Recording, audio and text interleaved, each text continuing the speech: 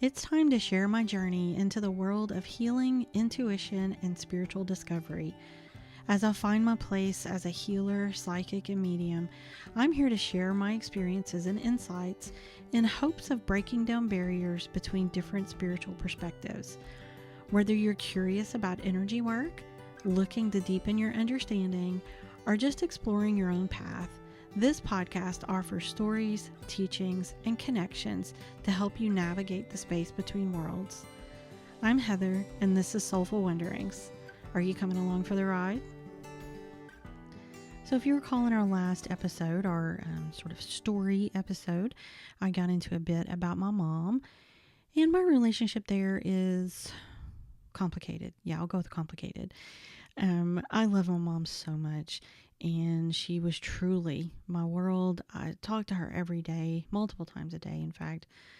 She was my person, but I had her on a pedestal, and in my mind, she was like this superhuman person, just close to perfect, even with the flaws that I saw, and I did see them.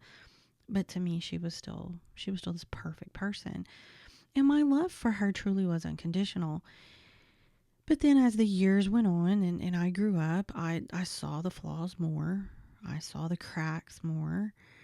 Then I learned some things that she had hidden from us. And I know in her mind she was protecting us. I do know that. I've accepted that. But you can't help but think, was that really your decision to make? And maybe it was. As a mom, she's protecting her kids. And I know when I look at my kid, there's a lot I would do to protect him. But I also need to let him grow. And I feel like part of that is being honest with him. Again, maybe it's a little bit of hindsight. So, let's consider that as part of this discussion. But again, as I said before, the month of May, as we celebrate Mother's Day and I do the daily "Am I a good enough mom" thing, I struggle to reconcile being celebrated while missing her so much and missing other moms from my life, like my sister and people like that. So, of course, for the month of May, for our new year, new journey, I felt like speaking about moms and maternal love actually fit that so well, because there's something really special about having true maternal love in your life. And, at the end of the day, I know I talked about some of the sort of negative things that happened with my mom, but at the end of the day, I truly believe I had that. I just knew that my mom was special and that our relationship was special. And as I got older or as I, made more friends and things like that, I realized just how much, because I saw what other people have, and a lot of them, they just didn't have that same special relationship. And I guess, when you're younger, you think, well, everybody has this, don't they? And they don't. And I'm reminded of that a lot, of the people that don't have that type of love in their life. And it's just so important in so many ways. So what is maternal love? I think it's best described as a deep, often unconditional affection and nurturing that a mother or a maternal figure offers a child. I believe even an adult child. I think you can have this anytime in your life. And it's more than just biology, all right? It's an emotional bond that forms through acts like care, protection, empathy, and just their presence in your life. And for many, this kind of love may be sort of our first experience of being fully seen or soothed or supported. And the thing is, it doesn't always come just from your mom, right? Your biological mother. It could be any maternal figure. What about your grandmother, an adoptive parent, a step parent? Or there may even be others that fill that role. It could come from many places, but the core feeling is the same, and that's that you're safe, you're loved, and you matter. I also feel like that it can happen at any point in your life or at multiple points in your life. I had my mom as a child. I was a young adult when she passed. But now my mother in law, y'all, she treats me just like I'm one of her own kids. In fact, I think she was talking to someone one day and she referred to me as her daughter. And apparently the person looked at her. Wait a minute, that's not your daughter. But she looks at us like her own kids, and she has very much become a mother figure for me, especially as I've gotten older. Like I said, I lost my mom when I think I was 23. So I've actually been without a mom longer than I was with one. But I've also had others fill that role at times. I've had friends' moms in particular who come to mind for me that were really there for me in very much a maternal way and showed that same kind of love. It's different. I'll grant you that. They aren't my quote unquote real mom, but they could still show me the same love and support in a similar way. And I think that's something that you see a lot. But why is maternal love so important to our development? Well, first of all, it's basically our foundation for our safety and our trust. That maternal love is where we build our sense of safety in the world. When a child feels consistently nurtured and protected, they learn that there's a place in the world where their needs will be met, or at least they can be met. And this becomes basically the groundwork for emotional security and your ability to trust others. This place of maternal love is also where we learn emotional regulation. A loving maternal presence can teach us how to manage and express our emotions. So, for example, when we're comforted during times of distress, we slowly learn how to self-soothe. And that lack of someone mirroring that calmness early on in our lives can actually be the source of our struggles later with things like anxiety, anger, or emotional disconnection. When you think maternal love, also think identity and self-worth. Because, being loved for simply existing, not for achievement or behavior or any of those things, that tells a child you are enough. And maternal love tends to, reinforce that belief that we're worthy of love, which is crucial for forming a healthy identity and self-esteem. And a big one for me is it's kind of a blueprint for relationships. Our early bonds basically become a template for how we relate to others. It shapes how we give and receive love, how we set boundaries, how we handle intimacy or conflict. If we experience consistent, nurturing love, we're more likely to form healthy, balanced relationships. And the last one I would consider is this is where we learn about resilience and growth. Children who feel loved tend to be more resilient. They can take emotional risk.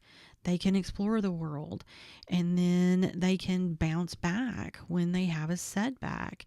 They tend to do that a little more easily because they know that they have a soft place to land. But here's the thing, and here's the reality. That's in a perfect world, right? And maternal love isn't always perfect. It's not going to be perfect because we're human and humans aren't perfect. So how can we expect perfection even in love? How can you expect perfection?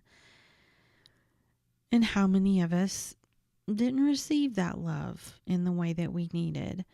And let's be honest, what we just talked about, it matters. When I listened to my parents fight, I didn't always feel safe. When I watched my mom do too much and not go to the doctor and not take care of herself, what did that show me? That showed me that others mattered more. It showed me how to recoil and just give up taking care of myself for the safety and for the well-being of others, so that others didn't have to feel bad, or so they didn't have to face their douchebaggery that they were showing.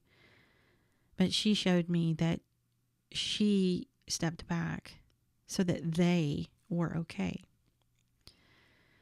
I learned to always make things be okay, to take care of others, even if it was to the detriment of my own health and my mental well-being. I saw someone who gave up their dreams for others, who never pursued the thing that made them really happy. I saw someone that stayed in a comfort zone out of fear and out of feeling unworthy of anything else. I saw someone who taught me that I should act in a way that society expected in order to be accepted. So as much as she gave me maternal love and she gave things to me, I still saw her not give it to herself. And that's just as important as giving it to me. But by the same token, okay, hear me. Even with all of that, I also learned how great it can be to how it can feel to give love and comfort. How it felt to be wrapped up in a blanket of love and caring. To know that the mama bear who loved me so fiercely would protect me. I saw someone be my biggest cheerleader. So I did see that side as well. And again, she gave it to me. She just didn't give it to herself. And I think a lot of us do that as well. I know I do. So what are some steps we can take to heal if we've maybe had the absence of that maternal love? Or maybe we just felt like it was lacking, because let's be honest, I think it probably was for all of us. Again, no perfect. Mom wasn't perfect. Neither am I. As we've said, none of us are. I'm a work in progress, figuring all this out, sometimes as I go. And with all the flaws, right, I still feel like I had a good childhood. You know, I had a loving mom. And I choose to focus on the good. You know, a lot of times when the quote unquote bad or kind of negative comes up, we're about to talk about a little bit of that. And it's when I'm working on it and trying to become better, right? So what can you do? What are some things you can work on if you feel like you didn't have this maternal love, or you have areas of your maternal love past that you need to work on? Well, you can frame this as a journey of kind of reclaiming what was missing. You're not erasing the past either. You don't want to do that. But you're looking for ways to give yourself what you need now. So here are some ideas that may kind of guide that healing. Okay. First, acknowledge the wound without judgment. Okay. It's not always easy to do. I'm aware of that. You're validating the experience. Okay. Not everyone had a nurturing, emotionally present mother. It's okay. It's okay to say, I didn't get what I needed. Okay? Acknowledge it. Allow that inner child to be seen. Say it out loud. I wasn't mothered the way I needed. But understand, it's not about blame. It's just a fact. Sort of separate from the emotion of it if you can. It's just a fact. And now you can start to heal it. Next, we have to understand that they were operating from their own wounds, right? That's not excusing it. That's not what that's about. But it's showing compassion so that you can release it. Because guess what? We're all pretty much doing that, right? Compassion can go a long way with others and with ourselves.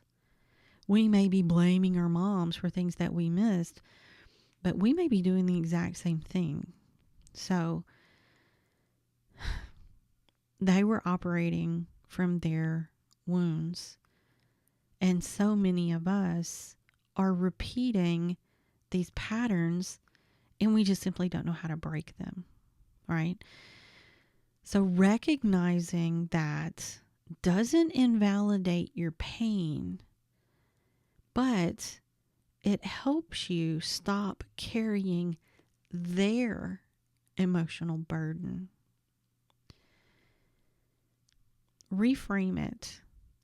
Hurt people hurt people. And sometimes the ones who should have protected us were just trying to survive themselves. Next, if you were someone who truly didn't have that mom, grieve the mother you didn't have. Grieving can help true healing start to begin. Grieve your unmet needs. If you need to cry for the child that you are, hold a space for that anger, because let me tell you something, it is all valid. Then you can start to let it go. I think a great way to do some of this, a great way to start especially, is consider journaling. I don't know how many of you guys are doing that. Journaling has been huge for me. Write letters to the mom you didn't have. Write letters to the child that you were. You could consider prompts like, what did I need from my mother that I didn't receive? And just go write it down. How can I give that to myself now? That's a good one. Then you start to see how you can really change the life that you live now, breaking those patterns, right? What did I not receive? How can I give it to myself now? Those are huge. And next one, along with that, become the loving parent that you needed. Okay, so when you wrote all that stuff down, how can I give it to myself now? Maybe it's something as simple as speaking to yourself the way you wish someone had spoken to you as a child, with kindness, with compassion, with understanding. How are you speaking to yourself right now? Do you speak to yourself negatively? Do you talk down to yourself? You say, oh, that was so stupid. Would you talk to a child that way? Would you want to be talked to? If you were a child, would you want to be talked to like that? No.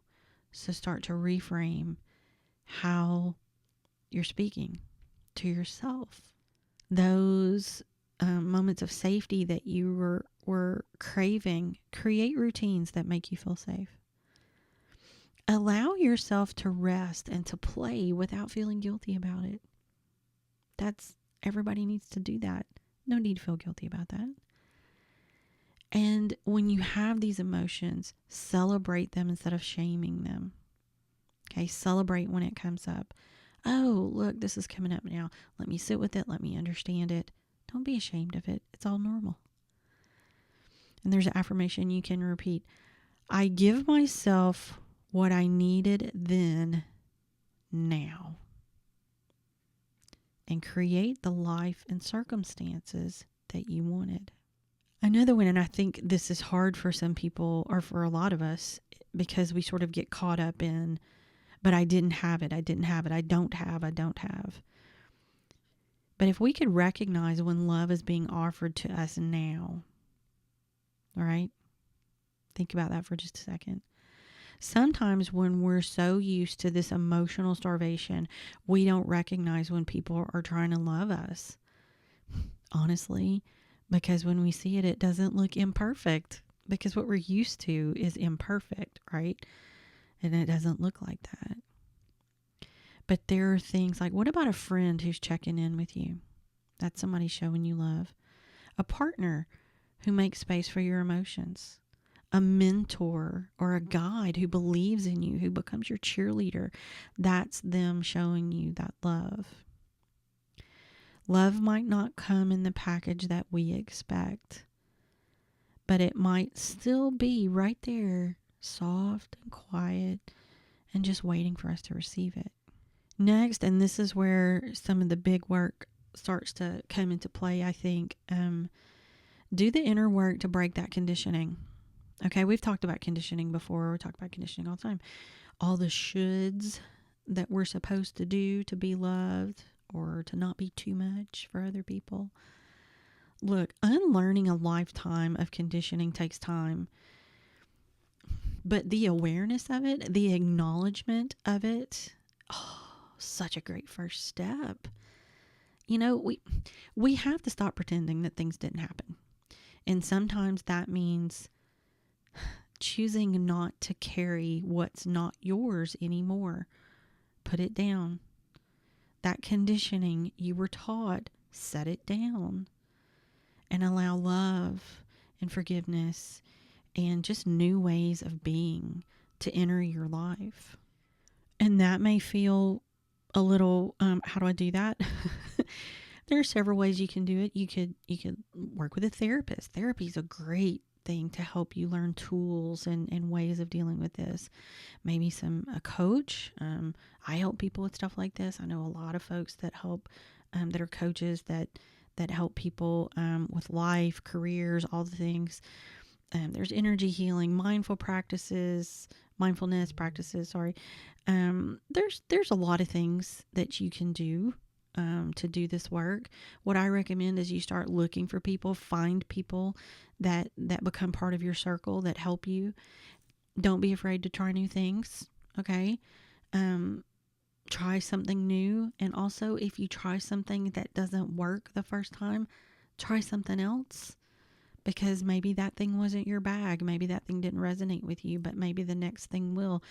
I had that. I've talked about that before. When I finally came across Theta Healing, I went, okay, this works. This resonates. This I can understand.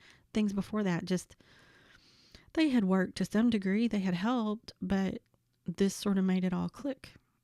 And now I still use those other things, but it made it all click. So don't be afraid to try new things. And what a great segue to my other point for the day. Healing is not linear.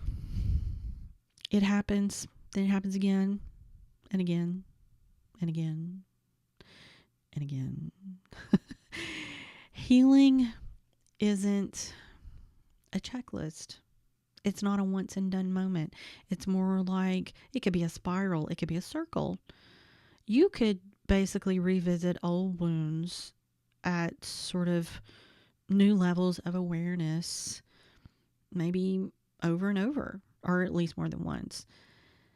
You think you've moved on, and then a memory, a relationship, a person comes back out of the blue, even a moment of stillness that just brings something back up. Hear me, it doesn't mean you failed. And look, I wish I had known that. I wish someone had explained this to me. People would talk about all this great work that they do, the courses that they offer, and all these great solutions. And I'm looking at it going, cool, I'm going to do that, and I'm going to be healed, and this is going to be great. Yeah. And then I found out that healing doesn't go in a line. It doesn't go, okay, let me line up all my traumas and my triggers and my issues. I'm going to line them up and I'm going to heal them and just knock them all down and be done. Yeah, no. They're all going to resurface. They're going to resurface in different ways. They're going to be intertwined. It's just, healing is a journey, and it's a multifaceted, multi-layered journey. Because guess what? Emotional triggers resurface. Even when we've done huge amounts of inner work, there's going to be certain situations or triggers that can just bring it all back again. That pain you thought you resolved is back. But when you're in the midst of healing, when you're doing this work, you're now going to approach it with more tools, with more grace, with just more knowledge. So just like the maternal love healing, you're going to let things go, but you may find yourself having to let it go over and over, because letting go isn't just one moment. Okay. it's often a daily decision that we have to make to release the blame, to soften the grip, to choose peace over pain. And it's something that we often have to remind ourselves of daily when we see the old behaviors come up, when we see the old issues come up, and we have to go, no, that's not the way we're going. We're going towards peace. And the big thing is none of it's going to happen until you're ready. And then you start working on it. And there will be days where you're just not ready. You're just not having it. Things will go great for a while. And then you have a day where you are just a weepy mess. And that's okay. I believe that self-compassion is a key. Grace. You often hear people say grace. I have a friend that will say that so often. I love when she says that. You've got to just pour grace on the table for yourself. And it's about showing it to ourselves, but to others as well. When the path feels messy, though, that self-love is what's going to be your anchor. And showing yourself patience and kindness, because that matters so much more than perfection. And sometimes we just have to let the emotions come and just sit with them. I bet you this, though. If you do the work, you do the things, every time there's an emotional meltdown, it's going to get easier. Not saying they won't happen, but they will get easier. You'll pull out of it faster.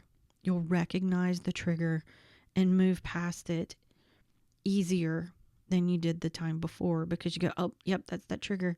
All right, let me have my weepy mess moment. Now, ready to clean myself up and move on. You'll recognize that you need help, maybe. And maybe you go, you know what? There's this friend that I reach out to when I'm having this anxiety. Time to make that call. So it just gets easier as it happens. I have found that the fun part, one of the fun parts, is you'll find just another layer that needs to be healed. I did that one time not so long ago. I was working with someone and we tracked an event all the way back to my childhood that made me feel like I can't be seen. Okay. I didn't feel safe to be seen, because if I was seen, I was in danger, which hinders what I do. Not just here on this podcast and on this thing, but in my day gig, that hinders my job, right? So, oh wow, I never realized that. I thought I didn't even think that was still a thing anymore. So we healed it. I'm thinking, moving on, yay. Then we found what I call kind of another arm of it. It was a different event, but similar, that made me feel like I had to be seen to be safe. I had to be around people in order not to be in danger. Complete contradiction, y'all. No wonder I stay confused. Anyway, so I had to heal that and work on the fact that both these things were valid, yet contradictory. So I've had to really work on mindset and belief systems and things like that to kind of work through these contradictory things.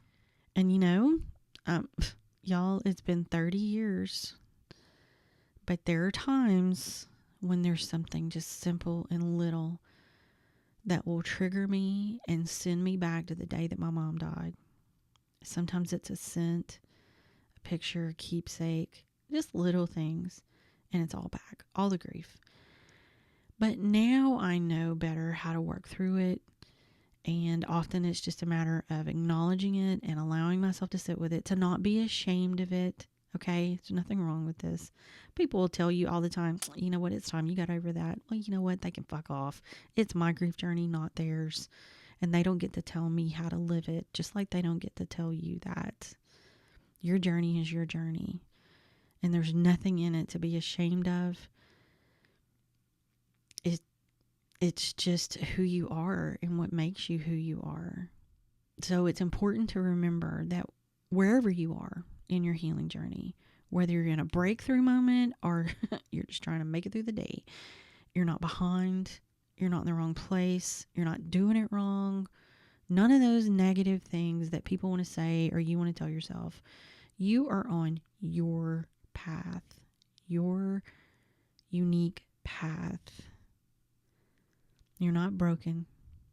You're not broken because someone couldn't love you the way you needed them to. Their limitations are not a reflection of your worth.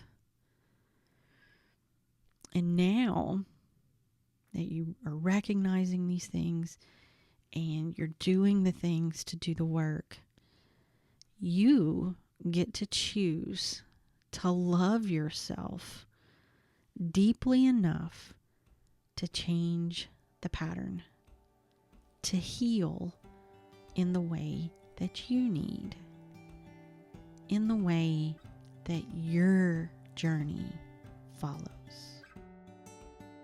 Thanks so much for joining us today. We hope you enjoyed today's episode and that it has helped you move forward in your journey in some way. Make sure and like and rate and subscribe and, do all those things for our podcast because it really helps us out.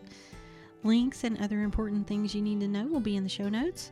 And if you have ideas of topics you'd like to hear about or questions you want us to answer, you can drop those on the Soulful Wonderings page on either Facebook or Instagram, or you can drop us an email. Again, check the show notes for all that. If you're interested in theta healing or reading or just more spiritual topics, head over to our website, soulfulwonderings.com. In the meantime, take care of yourself and each other. Until next time.